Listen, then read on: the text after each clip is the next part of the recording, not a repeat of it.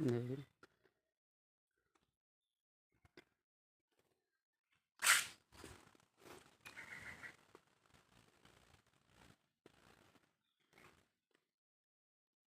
ભોળાનાથ, મહાદેવ, શંભુ, શ્રી શંકર. આ ભવાની માનું મંદિર છે ડમાસા ગામમાં. પ્રાચીન મંદિર આવેલું છે.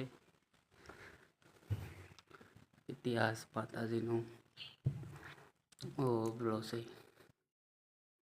જય મા ભવાની માતાજી. પ્રાચીન મંદિર